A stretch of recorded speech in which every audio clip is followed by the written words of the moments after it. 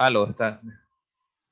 Eh, ok, perfecto. Sí, es que parece que la computadora tuvo como una reacción rara. Ustedes están allí todavía, ¿no? ¿Me escuchan? Sí, profe. Chévere, pues. Sí, no, que esta computadora es más viejita que la que tengo yo en mi casa. Bien, comenzamos.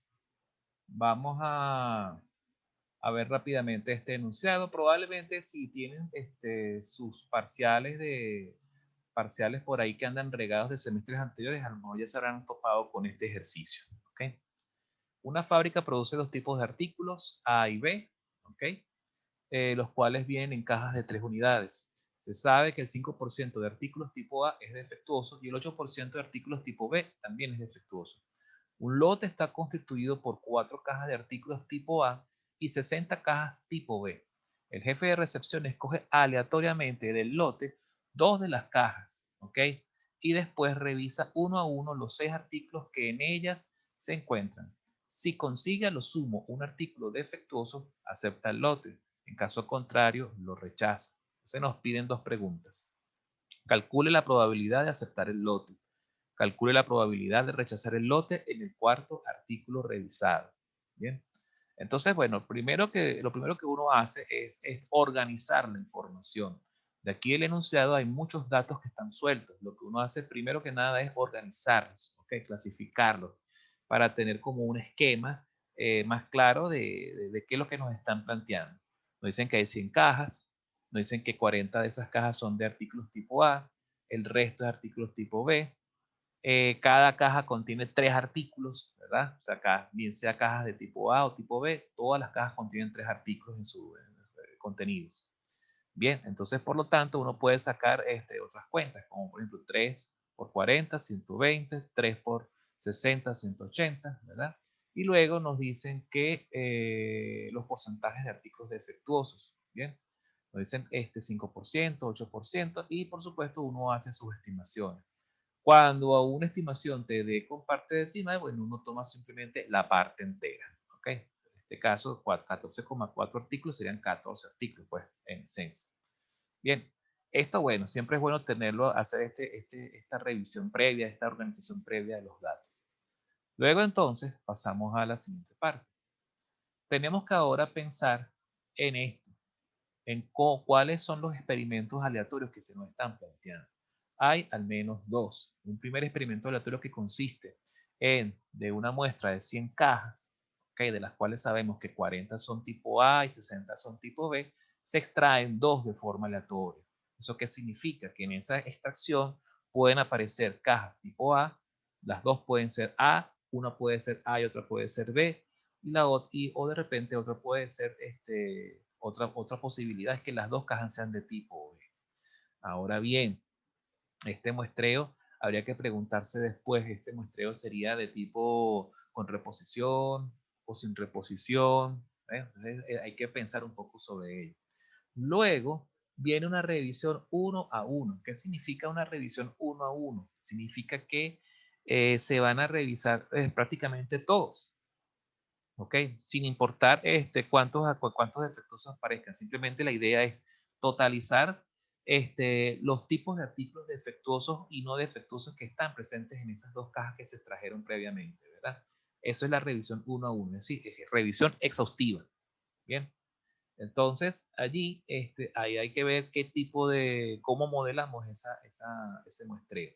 Cuando hablo de modelar me refiero si se ajustan, cuál de esos modelos se ajusta a un muestreo con reposición o a un muestreo sin reposición.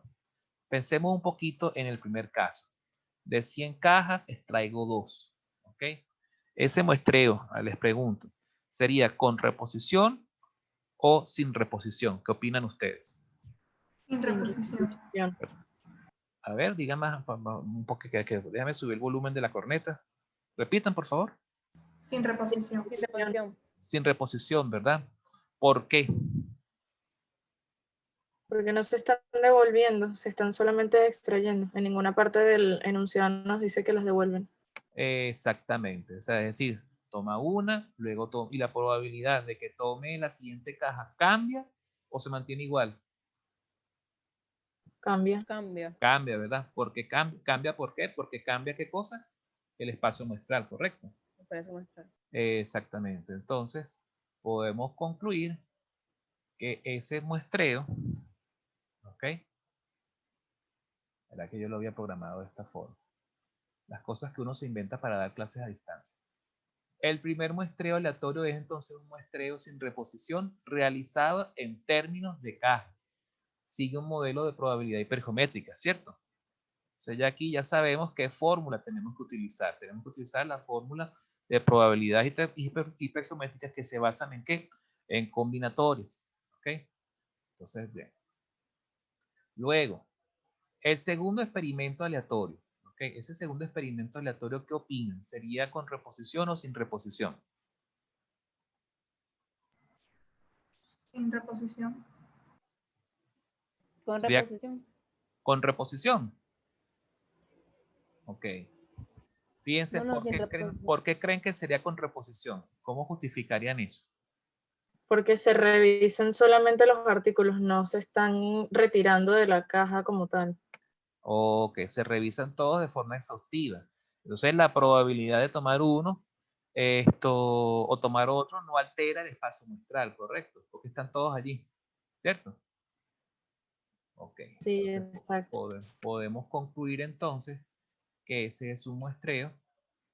Fíjense, el segundo experimento aleatorio es un muestreo realizado en términos de artículos, por lo tanto es con base al total de 6 artículos que se suman las dos cajas. Al examinar uno a uno, se asume que se revisa la totalidad de artículos. La probabilidad de aceptación o rechazo no se ve afectada con cada extracción. Entonces aquí tenemos que trabajar con un modelo con reposición y es el que también se conoce como modelo binomial. ¿Ok? ¿Por qué va a ser binomial? Porque tenemos dos tipos de cajas. ¿Qué modelo tendríamos que aplicar si en vez de tener dos tipos de cajas tuviésemos tres? Una caja tipo A, o sea, tipos A, tipos B y tipo C. ¿Serviría también el binomial o habría que utilizar otro? Por ejemplo, si tuviésemos tres. No, hay que usar el multinomial. El multinomial, en este caso, bueno, el que se conoce vulgarmente como el trinomial. Seguiría siendo con reposición, pero tendrían que utilizar el multinomial. ¿Ok? Entonces ahí lo que tienen que ustedes que estar es pendientes de tener a la mano los formularios. Por cierto, les recuerdo que los formularios oficiales de la cátedra están también disponibles en el módulo 7. Es bueno que ya empiecen a revisarlos si no los han descargado todavía para que se apoyen con ellos. Todas las preguntas se van a basar, por supuesto, en las fórmulas que están planteadas en esos formularios. Así que estén muy pendientes con eso. Entonces, bueno, ya tenemos claro que la primera parte, las probabilidades, serían con probabilidades hipergeométricas y la segunda parte con probabilidades binomiales. ¿Ok? ¿Esto qué significa? Que nosotros también pudiéramos modelar este experimento con un árbol de eventos, ¿verdad? Entonces aquí tenemos árboles de eventos y por supuesto, estas probabilidades, pudiéramos afirmar que estas probabilidades son de tipo condicional, las probabilidades de la segunda extracción. ¿Serían condicionales, sí o no?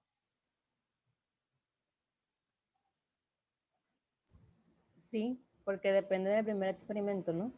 Exactamente. Entonces, las probabilidades, por ejemplo, de extraer algún producto defectuoso o algún artículo defectuoso de esta primera extracción va a depender si salió o fue afectado de algún resultado previo. ¿Okay? Entonces, estas probabilidades son condicionales puramente. ¿Okay? Y estas, en cambio, las probabilidades que salgan de aquí, este primer experimento, son probabilidades puras. Cuando nosotros multipliquemos la probabilidad pura por la probabilidad condicional, ¿qué nos va a dar? La probabilidad de la intersección. O sea, hay que estar muy claro de estos conceptos. Ajá. El tamaño del espacio muestral del primer experimento, bueno, para ir avanzando. Ya sabemos entonces que si esto es un experimento hipergeométrico, ¿verdad? El tamaño muestral sería 100:2, ¿correcto? ¿Por qué? Porque serían 100 cajas, 40 más 60, a2, que es el tamaño de la muestra, ¿ok? La muestra que se extrae. Entonces aquí ya sabemos cuál es la cantidad de espacio muestral. Profe, hay una duda, no Sí, sé, adelante. para por lo menos el espacio muestral fuera con reposición, ¿cómo se modelaría el espacio muestral? Si el espacio muestral fuese con reposición, ¿verdad? Ajá, ¿cómo sería eso? nosotros pudiéramos agarrar, ¿verdad?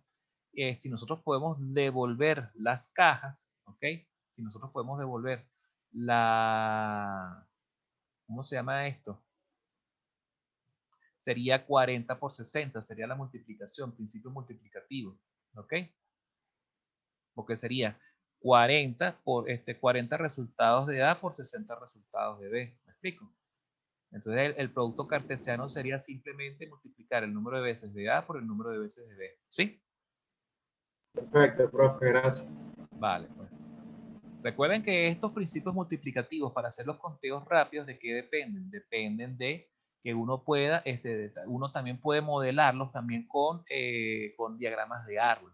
Imagínense que nosotros hiciéramos un diagrama de árbol para poder contar todos los posibles casos. ¿Cómo serían esos diagramas de árbol?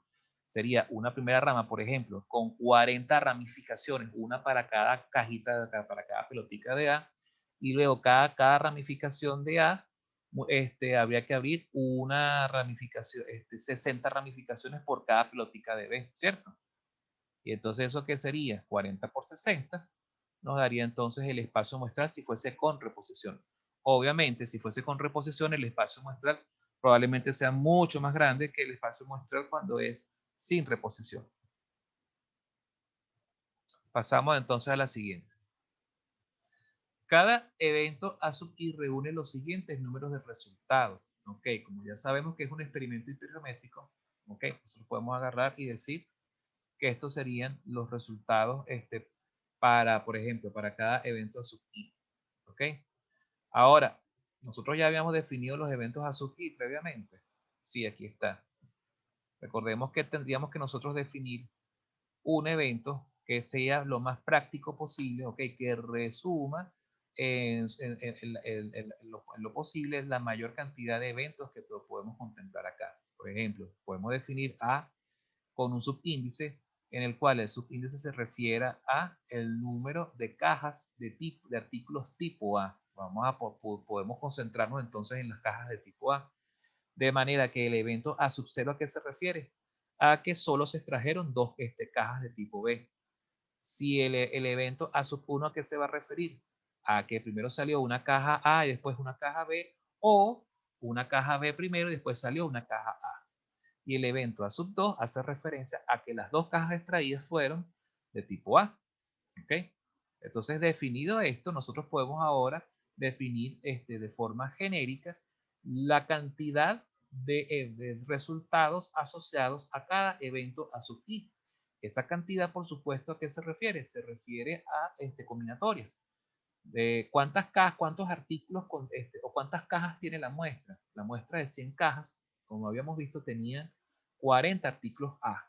Por lo tanto, si queremos saber la cantidad de resultados por eventos A sub i, simplemente hay que hacer la combinatoria del total de cajas A multiplicado por el número de cajas que salen en la muestra. Sería 40 a 0 o 40 a 1 o 40 a 2 por el total de cajas, ¿verdad? Que habrían, que saldrían en la muestra, pero las cajas que son de tipo B, que son 60, ¿ok?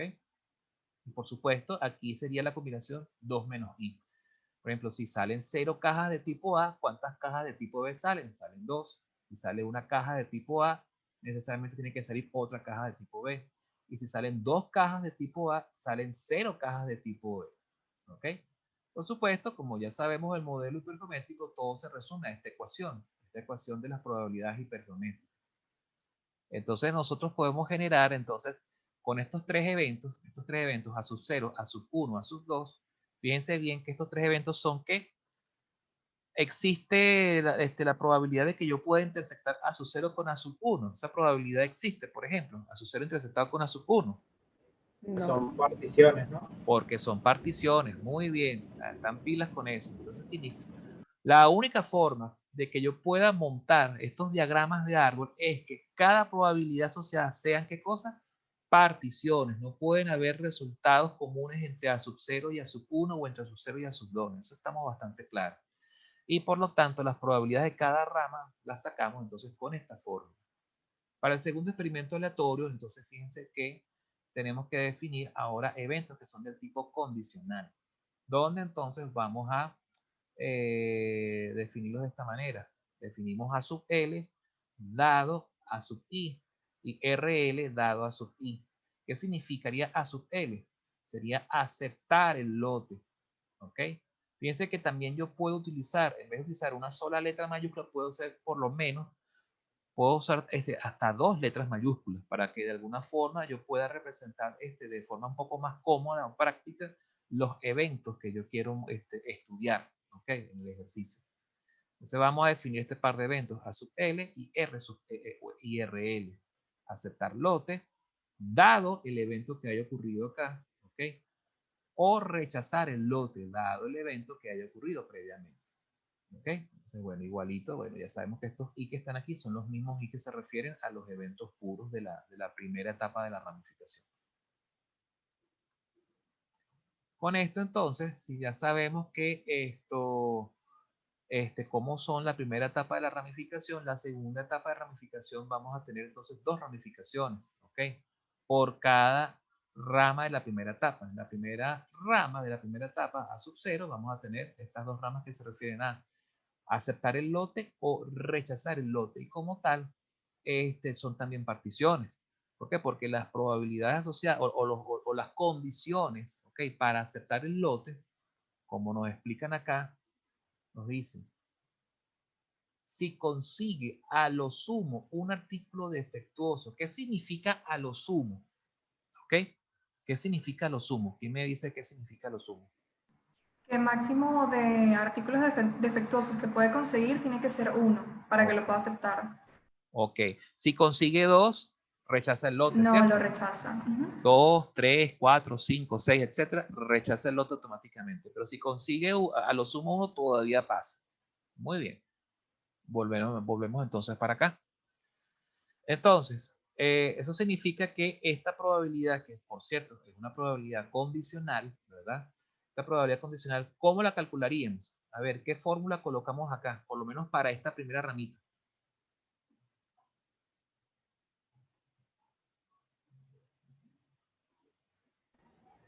Sería la probabilidad de la intersección de los 2 eventos entre la probabilidad del evento A sub 0. Ajá, y una pregunta. ¿Conozco la probabilidad de la intersección de esos 2 eventos?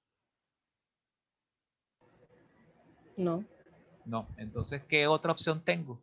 ¿Cómo modelo esa probabilidad?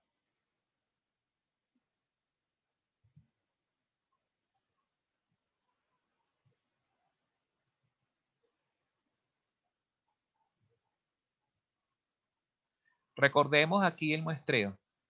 Habíamos dicho que las primeras probabilidades son de tipo hipergeométrica y ya las calculamos, ¿verdad? Con estas fórmulas, ¿correcto? Luego entonces también llegamos a la conclusión de que las probabilidades de aceptación o rechazo de los lotes lo íbamos a modelar con qué cosa? Con la fórmula de la probabilidad binomial, ¿correcto? Entonces, para el caso específico en el que aceptemos el lote, dado que salieron 0 cajas de tipo A, es decir, ¿cuántas cajas de tipo A hay aquí en esta rama? 0. O dicho de otro modo, ¿cuántas cajas tipo B salieron en este caso? 2. 2, ¿verdad? En este caso, si son 2 cajas de tipo B, y sabemos entonces previamente que los artículos B existe 8% de defectuosos, ¿verdad? Si hay 8% de defectuosos, ¿cuánto es el porcentaje de artículos B que son que están en buen estado? Sería el complemento, ¿verdad? Que sería ¿cuánto? 92%, ¿no? Todas las cajas, todos los artículos que estarían en esta muestra serían todos artículos B, ¿sí o no? Cierto. Ok, entonces y después de paso sabemos que la extracción de esos 6 artículos tipo B sería exhaustiva, sería 1 a 1. Y habíamos concluido que sería un modelo binomial. En conclusión, ¿qué fórmula ponemos acá?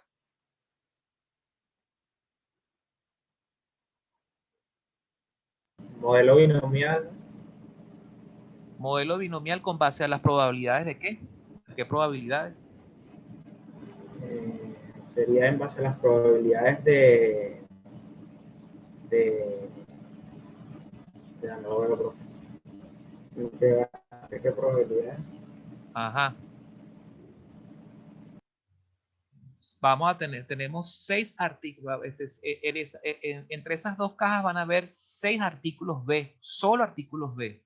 Sabemos que hay 8% de defectuosos. ¿Y cuántos de no defectuosos? 92, ¿verdad? ¿No serían esas las probabilidades del modelo binomial?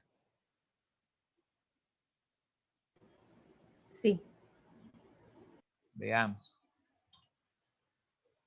Aquí está. Entonces, fíjense. Aquí tendríamos entonces la probabilidad de aceptar, ¿ok? De aceptar el lote, probabilidad de aceptar el lote dado a sub 0, ¿cierto? Entonces, aquí, ¿qué tendríamos que hacer? Aplicamos modelo binomial. En este caso, el modelo binomial, la sumatoria va de 0 a 1. ¿Por qué? Porque vamos a fijar la atención en ¿qué? En la detección de artículos malos para saber si se acepta o se rechaza el lote. ¿Ok? En este caso, vamos, como estamos haciendo el conteo enfocado hacia los artículos malos, ¿qué habría que hacer? Agarrar la probabilidad de tomar un artículo defectuoso, un artículo B defectuoso, y elevarlo a la K. ¿Ok? Para saber entonces la probabilidad de aceptar el lote. Es decir, ¿qué significa? Si esto va a ser una suma de dos probabilidades. La probabilidad de que salgan 0 defectuosos y 6 artículos buenos, ¿verdad? Más la probabilidad de sacar un defectuoso y 5 buenos, ¿cierto? Esa sería la probabilidad de aceptar el lote. ¿Me expliqué? Obvio, también considerando su respectivo coeficiente combinatorio. El coeficiente combinatorio cuando K vale 0 sería, ¿cuánto? 6 a 0 sería 1, ¿no? Y 6 a 1, ¿cuánto sería? 6, ¿verdad? Entonces tendríamos una posibilidad de que todas las, los artículos sean buenos, ¿verdad? Se multiplica, eso sería 0.92 elevado a la 6, más la combinatoria de que haya un artículo malo y 5 artículos buenos, ¿ok? Eso sería 6 veces, porque sería 6 a 1. La combinatoria de 6 a 1 es igual a 6, ¿correcto? Entonces se suman esas probabilidades y nos va a dar como resultado esa probabilidad condicional. Fíjense que las probabilidades condicionales no solo salen por la fórmula clásica que vimos en aquella clase de teoría, que es la probabilidad de la intersección de A sub L con A sub 0 dividido entre la probabilidad de sub 0. ¿Por qué? Porque ¿qué pasa? Si nosotros no conocemos la probabilidad de la intersección, que por cierto, la probabilidad de intersección, ¿cuál sería? Probabilidad de sub 0 por probabilidad condicional, ¿verdad? Esto es por el teorema de la probabilidad total, ¿correcto? Pero como nosotros no tenemos esta información, tenemos que deducirla de otra forma. ¿Cómo lo hacemos? Pensando un poco sobre el tipo de muestreo que está ocurriendo acá, que en este caso será un muestreo de tipo binomial, es un experimento binomial, ¿de acuerdo? Entonces hay que estar pendiente de esos datos que nos dieron al principio, es decir, en el caso de que todas las cajas, o mejor dicho, que las dos cajas sean de tipo B, es decir, que todos los artículos sean tipo B, pues bueno, es un muestreo binomial simple, puro, básico, ¿ok? Donde entonces el 92% de los artículos B puede estar bueno y el 8% puede estar mal. ¿Ok? Se aplica directamente esto. Y por supuesto, el K va a ir de 0 a 1. ¿Por qué? Porque tenemos que enfocarnos en la posibilidad de que o todos estén buenos, es decir, 0 defectuosos o al menos un defectuoso. ¿Se entendió esta parte? ¿Hay alguna duda antes de pasar a la siguiente pregunta? Estamos claros aquí hasta el momento, ¿no? Sí. Bueno, vámonos entonces por otro caso similar. ¿Qué pasa si en lugar del evento A sub 0 ocurre el evento A sub 2? ¿Qué significa el evento A sub 2? Significa que salieron dos cajas de tipo A. Por lo tanto, entre las dos cajas de tipo A van a haber 6 artículos y todos esos artículos van a ser todos de tipo A, ¿verdad? ¿Cómo pudiéramos deducir entonces esta probabilidad, la probabilidad de aceptar el lote dado A sub 2? Con la misma fórmula, ¿no? Pero ¿con base a cuáles probabilidades? Con las de A. ¿Qué sería? Si sabemos que hay el 5% son defectuosos, el complemento que sería de artículos buenos sería 95.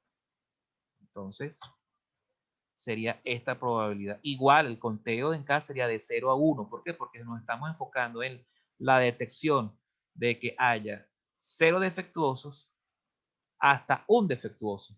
Y por supuesto, esa K afecta ¿a quién? A la probabilidad de defectuosos. ¿Ok? Entonces, bueno, esta sería la forma de deducir esta probabilidad condicional. Fíjense que ya conocí esta probabilidad condicional. Si en algún ejercicio nos pidiesen hallar la probabilidad de la intersección entre A sub L y A sub 0 o la probabilidad de la intersección entre A sub L y A sub 2, ¿qué es lo que habría que hacer? Multiplicar esto por esto y esto por esto, ¿de acuerdo? Dependiendo de lo que nos piden. Pero en este caso no nos están pidiendo esa información todavía. Ahora bien, ¿qué sucede? ¿Qué sucede? Aquí es cuando se complica la historia. ¿Qué sucede cuando entonces ocurre el evento A sub 1? El evento A sub 1 ¿en qué consiste? En que sale una caja de tipo A. Por lo tanto, la otra caja tiene que ser necesariamente de tipo B.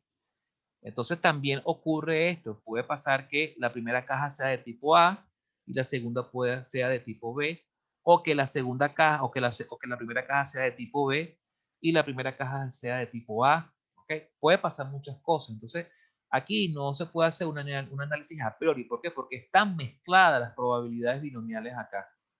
Aquí hay que ver, aquí hay que hacer un despiece o un desglose de los eventos que están ocurriendo aquí.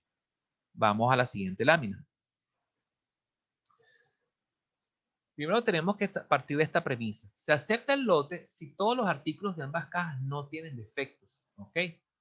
Otra cosa importante es que lo que pase con la caja de artículos A es independiente de lo que pase con la caja de artículos B. O sea, aquí tenemos un caso de probabilidad de eventos independientes.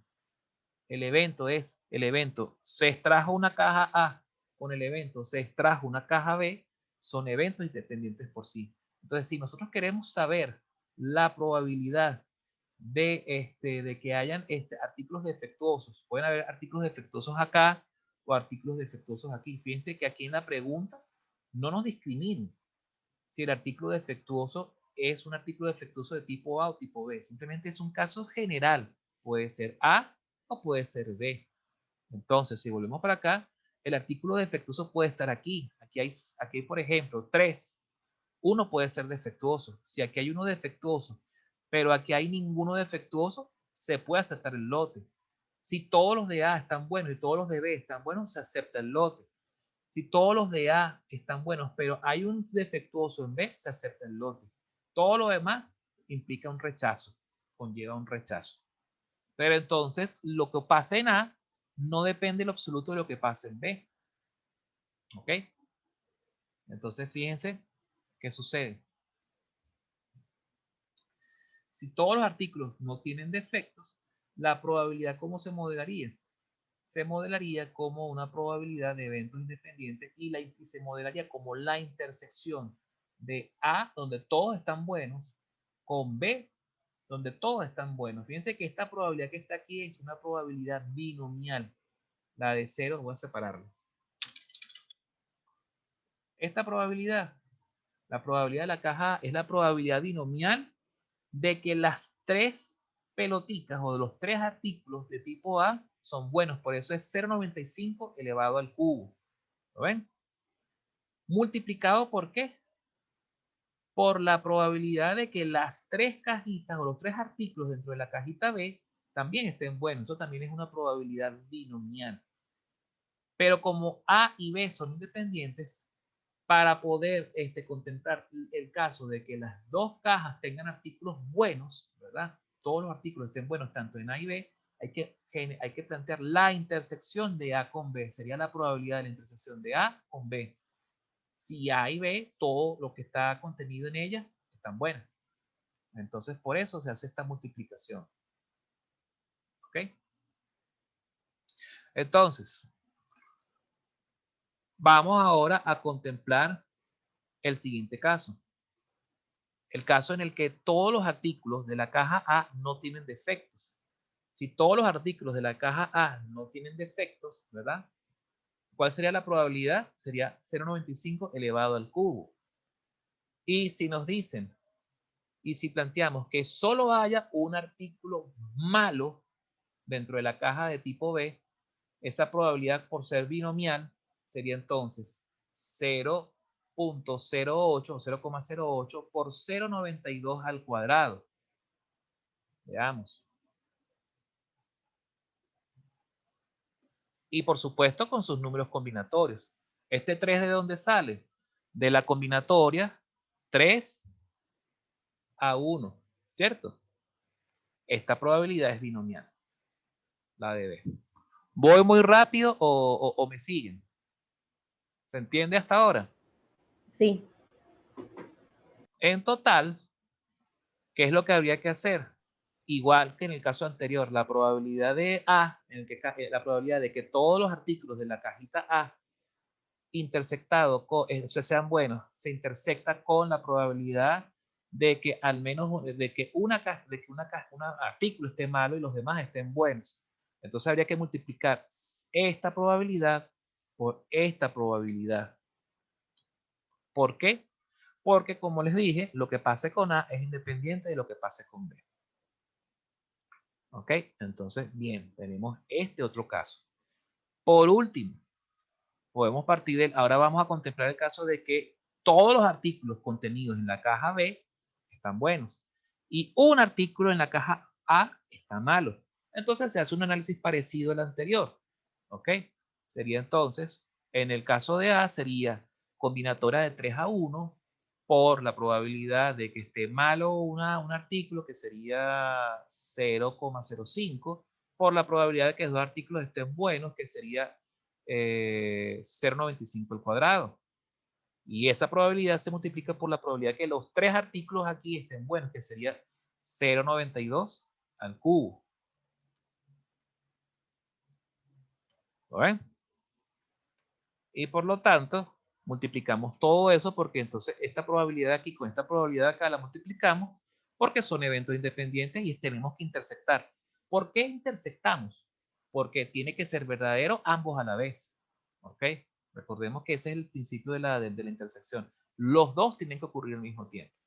Bien sea que, según los casos que estemos planteando en cada apartado. Ahora bien, ¿qué hacemos después con estas probabilidades? ¿Las sumamos o las multiplicamos? ¿Qué creen ustedes? La sumamos.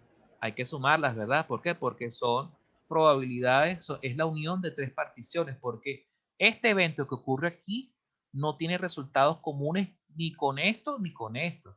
Y lo mismo sucede con los demás eventos y sus complementos. O sea, como son, por lo tanto, son particiones. Esta es la probabilidad de una partición, la probabilidad de otra partición y esta es la probabilidad de otra partición. ¿Partición de qué? De esta probabilidad que está aquí. Cuando nosotros sumamos estas particiones, nos da entonces como resultado esta probabilidad. Por lo tanto, este es el resultado. La probabilidad de este caso que está aquí, es la suma de estas tres particiones que se dedujeron acá. ¿Sí? Por lo tanto, ¿qué es lo que nos piden ahora? Nos habían preguntado. Me tiré un spoiler brutal. Nos preguntaban, calcule la probabilidad de aceptar el lote. Ajá. La probabilidad de aceptar el lote, ¿cómo sería? Sería simplemente aplicar el teorema de la probabilidad total. ¿Por qué? Porque si recordamos nuestro diagramita de árbol, ¿qué es lo que habría que hacer? Agarrar, multiplicar esta probabilidad condicional por esta probabilidad pura, nos va a dar la probabilidad de intersección. Otra probabilidad de intersección y otra probabilidad de intersección. Cuando sumamos todas esas probabilidades de intersección, nos va a dar como resultado, ¿qué cosa? La probabilidad de A sub L. Fíjense que esto sería la intersección de A sub 0 con A sub L, la intersección de A sub 1 con A sub L, la intersección de A sub 2 con A sub L.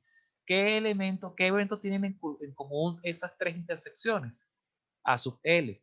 Cuando sumamos esas tres intersecciones, ¿qué nos va a dar como resultado? La probabilidad de A sub L.